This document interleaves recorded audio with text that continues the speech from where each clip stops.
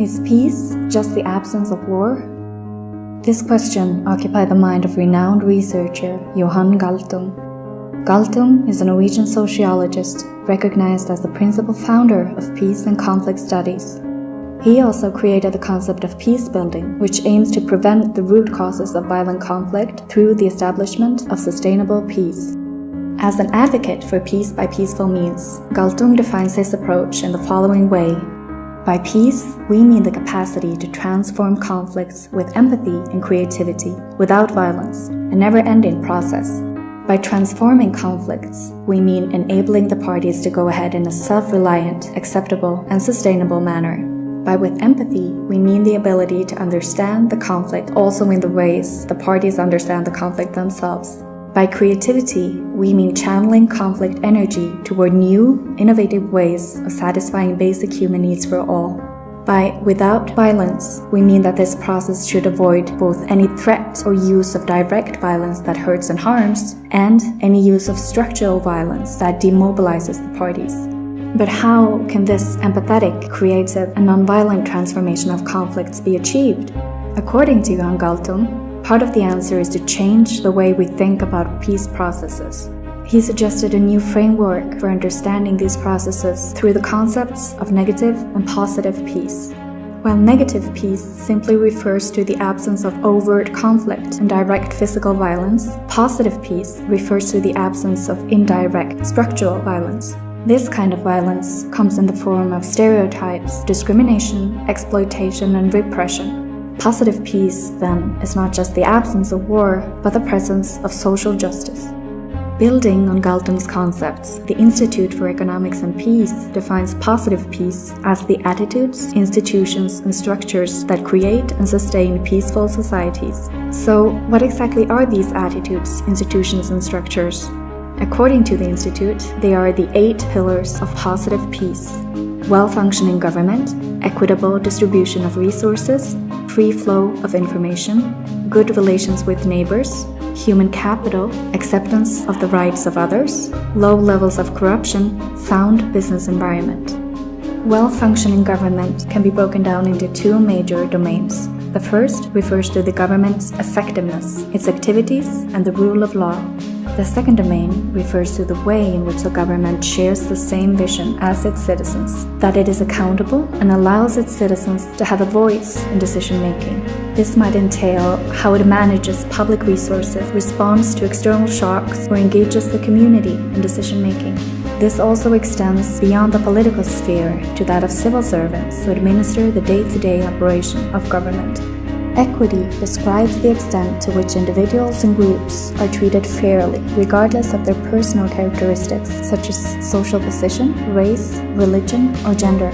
How equitable resources and opportunities are distributed throughout a society may define how easily an individual or a group accesses a range of vital goods and services such as land, water, education, healthcare, and justice, all of which are important contributors to human development. The measures for the free flow of information capture how easily citizens can gain access to information, including whether the media is free and independent. It also captures the extent to which citizens are informed and engaged in the political processes and the diversity of access to information. This can be measured through internet access, or simply the ability to express political views. In this sense, the free flow of information accounts for the degree of access to information as well as the independence of that information from vested political and economic interests.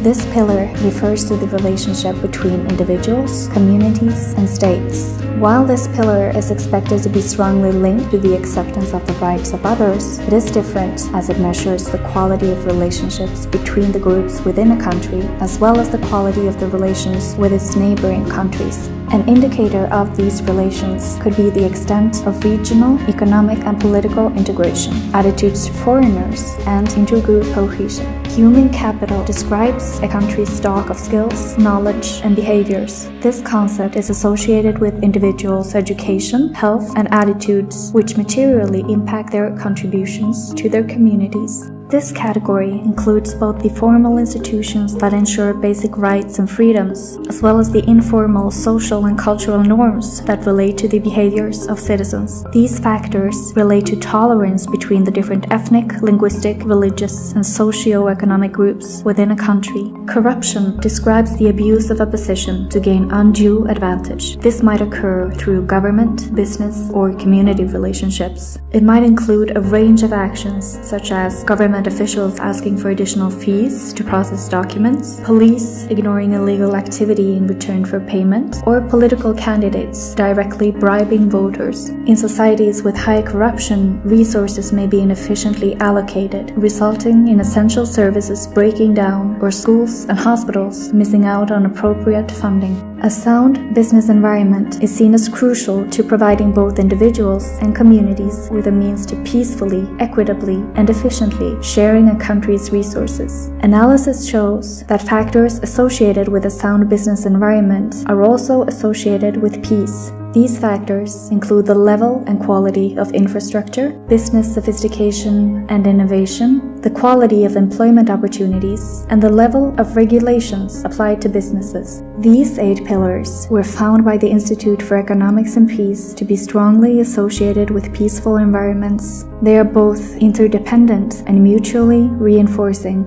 Due to the connected nature of these factors, the weakening or strengthening of any one pillar will also weaken or strengthen the other pillars. Positive peace, therefore, is dependent on the strength of all pillars. The relationship can be compared to a brick wall. Take out one brick and the strength of the entire wall is impacted.